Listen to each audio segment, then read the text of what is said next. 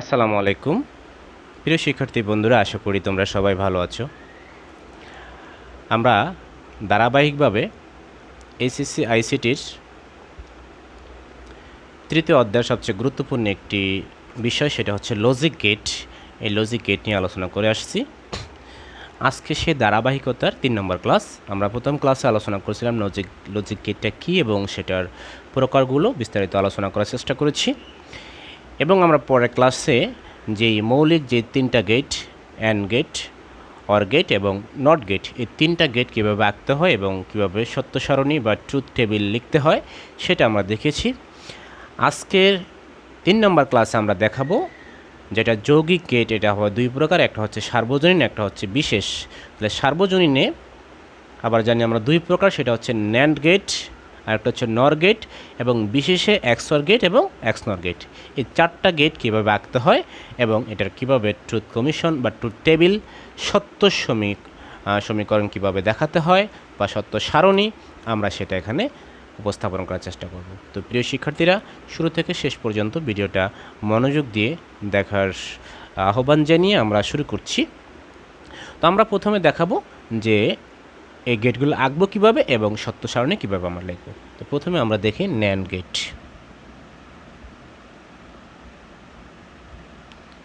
দেখো, এই যে ন্যান্ড গেট, এই কথাটার মধ্যে 2টা গেট জড়িত। কয়টা গেট জড়িত? 2টা। এই 2টা কী কী? একটা হচ্ছে অ্যান্ড, একটা হচ্ছে নট। একটা হচ্ছে অ্যান্ড, একটা হচ্ছে নট।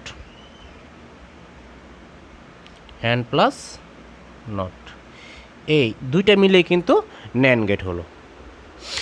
অর্থাৎ অ্যান্ড গেটের যেই আমরা জানি যে যৌক্তিক গুণের কাজ বা যৌক্তিক গুণের কাজের মাধ্যমে যে আউটপুটটা বের হবে সেটাকে নট করে দিতে হবে। অর্থাৎ যদি সেটা শূন্য হয় তাহলে সেটা অন করতে হবে, যদি সেটা অন হয় সেটা হচ্ছে আমাদেরকে শূন্য করতে হবে। এই হচ্ছে ন্যান্ড গেটের কথা। তো আমরা ন্যান্ড গেট কীভাবে আঁকবো দেখো। তাহলে ন্যান্ড গেটের মধ্যে প্রথম হচ্ছে অ্যান্ড গেট এবং পরটা হচ্ছে নট গেট। তো দেখো, আমরা প্রথম ক্লাসে দেখেছিলাম অ্যান্ড গেট কীভাবে আঁকবো। তো আমরা প্রথমে অ্যান্ড গেটটা আঁকবো। অ্যান্ড গেটটা আঁকার জন্য এভাবে একটা দাগ দিবা। দেখো, এটা হচ্ছে আমাদের অ্যান্ড গেট। এখানে 2টা ইনপুট আমরা ধরলাম, কারণ আমরা জানি অ্যান্ড গেটের 2 বা ততোধিক ইনপুট থাকে। এটা হচ্ছে এ, এটা হচ্ছে কি বি। এখন এটার আউটপুটটা কি হবে? এ ইন্টু বি। এটা হচ্ছে আমাদের আউটপুট। দেখো, আমাদের তো প্রথম অংশ শেষ হলো। যেহেতু এটা ন্যান্ড গেট, তাহলে অ্যান্ড গেটের পাশাপাশি নট গেট আঁকতে হবে। তো নট গেট আঁকতে হলে তোমরা এটাকে আরেকটু রেখার টানে, আমরা জানি নট গেটটা কীভাবে আঁকতে হয়। নট গেটটা আঁকতে হয় এভাবে। এটা হচ্ছে নট গেট। তাহলে নট গেট মানে এটা হচ্ছে পূরকের কাজ, যৌক্তিক পূরকের কাজ। নট গেট মানে হচ্ছে যৌক্তিক পূরকের কাজ। তখন তোমরা এটাকে আউটপুটটা সর্বশেষ কী দিবা? এ বি তার পূরক। এটা একটা পূরক দিয়ে, এটাকে পূরক বলা হয়। ইংলিশে এটাকে আমরা প্রাইম বলে থাকি। এটাকে যদি তুমি আর একটু সংক্ষেপে করতে যাও, দেখো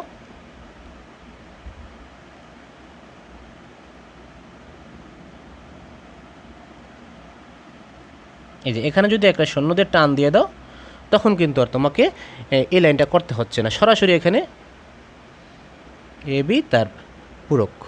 আশা করি বিষয়টা বুঝতে পেরেছ।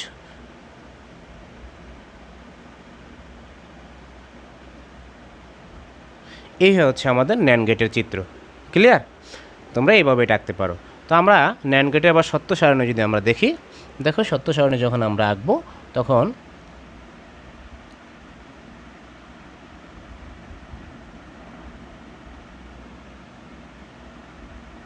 এক, 2, 3, 4।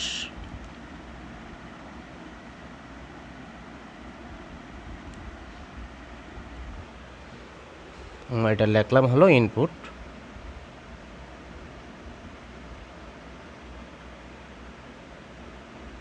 আউটপুট।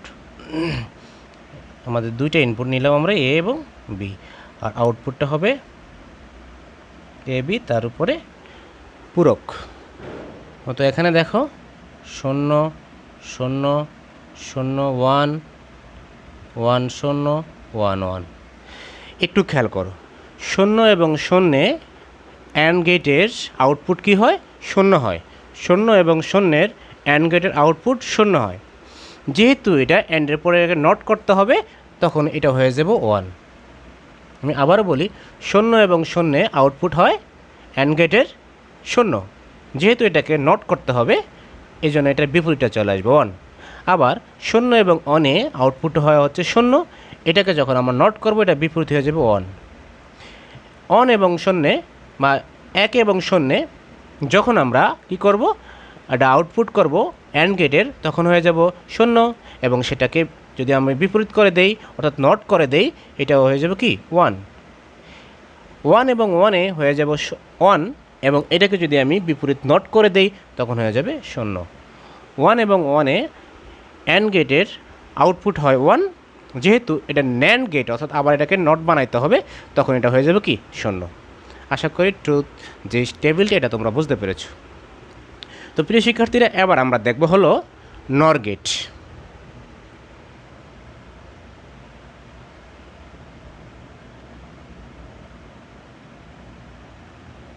দেখো, নর গেটের মধ্যে কিন্তু দুইটা জিনিস জড়িত, সেটা হচ্ছে একটা হচ্ছে ওয়ার আর একটা হচ্ছে নট। একটা হচ্ছে অর, একটা হচ্ছে নট। এই দুইটা মিলে কি হয়েছে? এই দুইটা মিলে হয়েছে আমাদের নর গেট। তো সেক্ষেত্রে আমরা যদি চিত্রটা আঁকতে যাই, দেখো আমাদের প্রথম অর গেট আঁকতে হবে। তো অর গেট আমরা দ্বিতীয় ক্লাসে দেখাইছিলাম আমরা কীভাবে আঁকবো, এটা একটু বাঁকা করে দিব। ওকে, এই এটা হচ্ছে অর গেট। তোমরা একটু সুন্দর করে আঁকবা। আমরা দুইটা ইনপুট দিলাম, এ এবং বি, আর যেহেতু or gate A plus B. এখন যেহেতু এটার পরের অংশ নট, তো নট করার জন্য আমরা কি করব, দেখো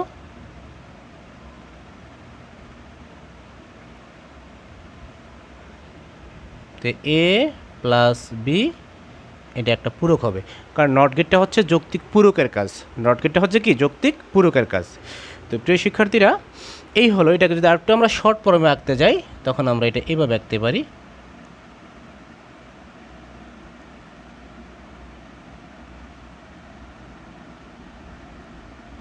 আমরা ডাইরেক্ট এখান থেকে এটা দিয়ে দিতে পারি। তার মানে হচ্ছে এ বি, এটা হচ্ছে এ প্লাস বি তার পূরক। আশা করি বিষয়টা বুঝতে পেরেছো। তো আমরা এটা আবার সত্য সারণীটা দেখার চেষ্টা করি।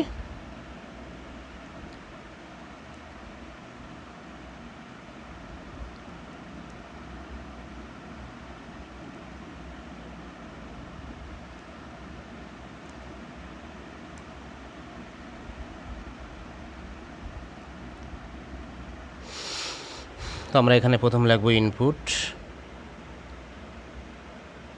এটা হচ্ছে আউটপুট। ইনপুট আমরা দুইটা নিছি, এ এবং বি, আর আউটপুটটা হবে এ প্লাস বি তার পূরক। এটা 0 0 0 1 1 0 1 1। এখন দেখো, যেহেতু আমরা এটা নর গেট করি, নর গেটের দুইটা পার্ট, একটা হচ্ছে অর গেট, একটা হচ্ছে নট গেট। তো এখন 0 এবং 0-র অর কী হবে? অবশ্যই 0 হবে। এবং যেহেতু এটাকে আবার নট করতে হবে তাহলে এই 0-এর বিপরীতটা আমরা লিখব। তো 0-এর বিপরীত হচ্ছে 1। আচ্ছা, এরপরে দেখো 0 এবং 1, এই যে 0 এবং 1 এটার অর গেট কি? এটা অর গেট হচ্ছে 1। তো 1-এর বিপরীত কী হবে? যেহেতু এটা নট গেট করতে হবে 0, এখানেও 0 হবে।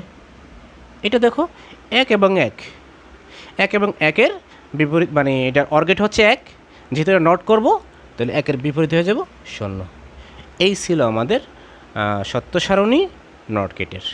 তো প্রিয় শিক্ষার্থীরা, আশা করি এই দুইটা বুঝতে পেরেছ। এবার আমরা দেখব হলো এক্সঅর গেট এবং এক্সনর গেট। তাহলে এক্সঅর গেটটা আমরা একটু এখানে দেখানোর চেষ্টা করি। এটা খুবই সহজ একটা বিষয়, খেয়াল করো। এক্সঅর গেটের মধ্যে তাও তিনটা জিনিস একসাথে, এটা এক্সঅর গেট বলা হয়, এক্সক্লুসিভ যেটাকে বলে এক্সক্লুসিভ গেট। এখানে আমরা যে মৌলিক যে তিনটা আমরা দেখেছিলাম, একটা হচ্ছে and plus or plus not, এই তিনটা মিলে হয়েছে এক্সঅর গেট। অ্যান্ড, অর এবং নট, এই তিনটা মিলে হচ্ছে এক্সঅর গেট। তো এটা আমরা কীভাবে আঁকবো? দেখো এটা আঁকার জন্য সবচেয়ে সহজ একটা বিষয় হচ্ছে এটা শুধু মনে রাখলে তোমাদের হয়ে যাবে। দেখো তোমরা একটা অর গেট আঁকবা। কি আঁকবা?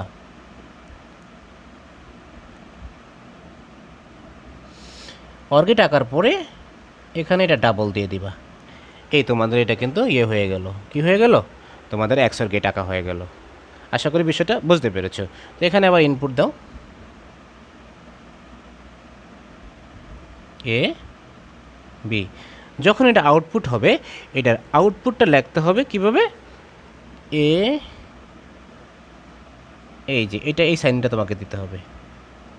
এটা হচ্ছে এটা আউটপুট। আশা করি বিষয়টা বুঝতে পেরেছো।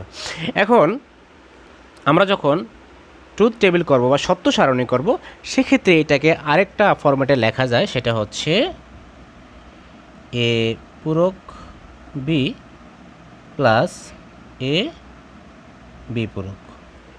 তো প্রিয় শিক্ষার্থীরা তোমরা একটু ওয়েটিংয়ে থাকো। সরি,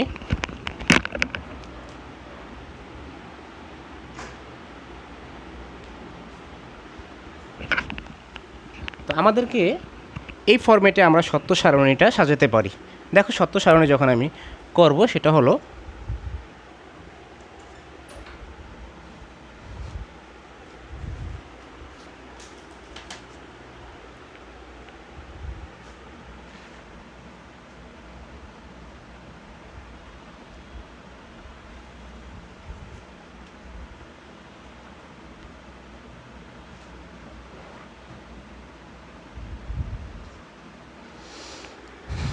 এখানে আমাদের একটা রাখলাম আমরা আউটপুটের ঘর, রাখলাম আমরা ইনপুটের ঘর।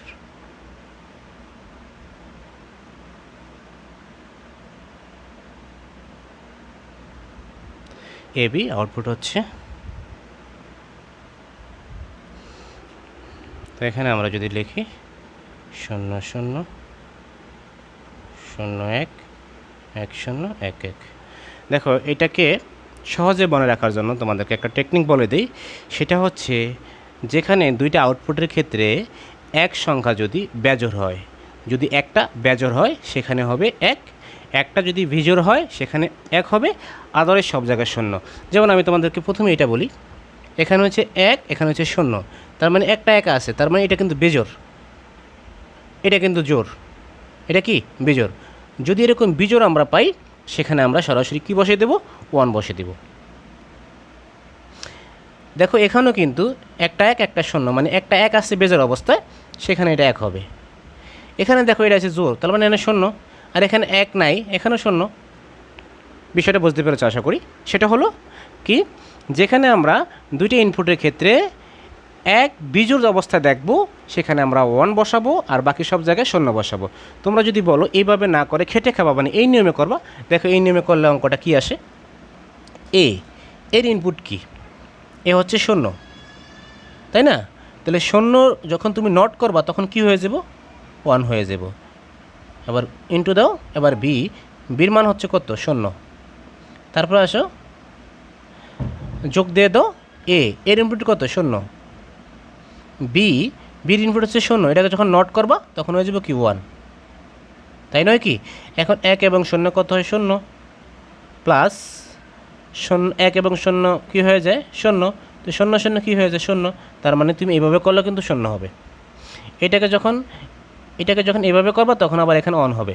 তোমরা এই নিয়মে করতে পারো বা সংক্ষেপে এই নিয়মটা মনে রাখতে পারো। সেটা কি? সেটা হচ্ছে যে যেখানে 1 জোড় অবস্থায় পাবো সেখানে আমরা 1 বসে দেব, সরি 1 বিজোড় অবস্থায় আমি লিখে দিই। 1 যদি আমরা কী অবস্থায় পাই?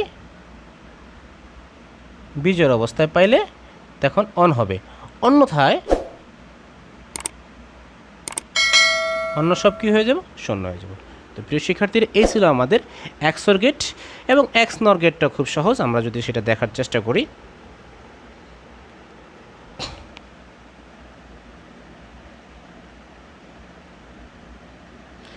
XNOR হচ্ছে XOR এর বিপরীতটা। XNOR হচ্ছে XOR এর বিপরীতটা। আমরা আঁকবো কীভাবে? দেখো আমাদের এই ছিল XOR গেট না, এ এবং বি। এখানে একটা শূন্য দিয়ে টান দিয়ে দেবা। এটা হচ্ছে আমাদের XNOR গেট। তো এটার আমরা সত্য সারণী আমরা আঁকার চেষ্টা করি। দেখো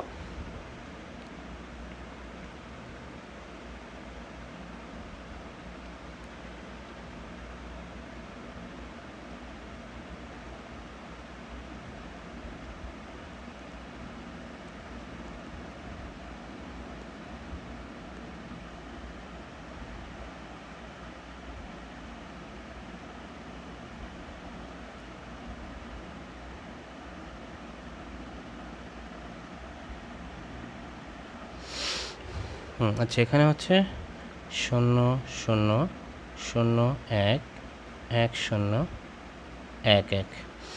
দেখো এখানে কিন্তু আমরা ওই যেটা এই যে ফরম্যাটটা আমরা এখানে দেখালাম, ঠিক আছে, যে ফরম্যাটটা আমরা যেখানে দেখালাম না, এটার উপরে একটা দাগ দিলেও কিন্তু এটা হয়ে যায়। আমরা একটু দেখি এখানে, সেটা হচ্ছে A not B plus A B not। দেখো আমরা ওই যে এখানে যেটা বলছিলাম, এক যদি বিজোড় আমরা পাই তাহলে হবে 1। এটা হচ্ছে কি XOR এর ক্ষেত্রে। তাহলে যদি এখন আমরা যেটা করছি সেটা হচ্ছে XNOR এবং শেষে নট করতে হবে। এই XORটাকে আমরা কি করে দেব, নট করে দেব। তখন যেখানে আমরা 1 পাবো সেখানে 0 বসাবো, যেখানে আমরা 0 পাবো সেখানে আমরা কি বসাবো, 1 বসাবো। তো দেখো আমাদের এই যে এখানে কিন্তু 0 এবং 0 1 নাই, যেহেতু এখানে আমরা 1 পাইলাম না, সুতরাং এখানে 0 বসবে। কিসের ক্ষেত্রে, XOR এর ক্ষেত্রে। যেহেতু এটা XNOR, এটাকে নট বানাতে হবে, সুতরাং এটা হয়ে যাব 1। আবার দেখো 0 এবং 1, তাহলে যেহেতু 1 আমরা পেয়েছি বিজোড় অবস্থায়, বিজোড় অবস্থায় পাওয়ার কারণে কি হবে, বিজোড় অবস্থা পাওয়ার কারণে এটা 1 হয়ে যাবে। এবং যেহেতু এটা আমরা পরে নট করব XNOR, সুতরাং এটাকে আবার বিপরীত বানিয়ে দেব, 0 মানে দেব। 1 এবং 0, তো এখানে কত হয়েছে, 1 হয়েছে, এটাকে আমরা নট করে দেব 0 দিয়ে। 1 এবং 1 এটা হচ্ছে কি, এটা কিন্তু বিজোড়, এটা জোড়। তার মানে আমরা জানি বিজোড় হলে 1 হবে, অন্য সব জায়গায় 0 হবে, এখানে 0 হবে। যেহেতু এটা হচ্ছে NOR গেট বা শেষে নট আছে, এটাকে আমরা কি বানিয়ে দেব, এটাকে আমরা 0 বানিয়ে দেব, 1 বানিয়ে দেব। কারণ 1 এবং 1 হয় 0, কারণ এটা হচ্ছে জোড় সংখ্যা, 0 হবে। 0-এর বিপরীত নট করে দিতে হবে, সেটা হচ্ছে 1। এখানে আমি পুরো দিতে ভুলে গেছি। আচ্ছা, এখন তোমরা যদি বলো স্যার আমি এই নিয়মে করব, দেখো এখানে এই নিয়মে হবে। এই যে এর মান হচ্ছে কি, সাপোজ 0, এবং যেহেতু নট আছে এটার উপরে, কি হয়ে যাব, বিপরীত 1 হয়ে যাব, ইন্টু বির মান কত, 0 0 দিলাম, প্লাস এর মান হচ্ছে 0 দিলাম 0, বির মান হচ্ছে 0 এবং উপরে নট আছে, তার মানে হচ্ছে 1 হয়ে যাব। তাহলে এখানে কি হয়, 0 প্লাস 0 সমান সমান 0, যেহেতু সর্বশেষ নট আছে, এটাকে 1 হয়ে যাব। কী হয়ে যাব, এই যে 1 হয়ে গেল। তোমরা এই নিয়মে করতে পারো। তো প্রিয় শিক্ষার্থী, এই ছিল আমাদের আজকের ক্লাস। আশা করি ভিডিওটা একটু বড় হলেও তোমরা বিষয়টা বুঝতে পেরেছো। আমরা নেক্সট ক্লাসে আলোচনা করার চেষ্টা করব কিভাবে আমরা সার্বজনীন যেই গেটগুলো বা সমীকরণ থেকে কিভাবে আমরা লজিক সার্কিট অঙ্কন করব, এবং লজিক সার্কিট থেকে কিভাবে আমরা সমীকরণটা দেখব বা সমীকরণটা লিখব, এই বিষয়ে আমরা পরবর্তী ভিডিওগুলোতে আলোচনা করার চেষ্টা করব। তো সবাই ভালো থেকো। আজকের জন্য এখানে শেষ করছি। আল্লাহ হাফেজ।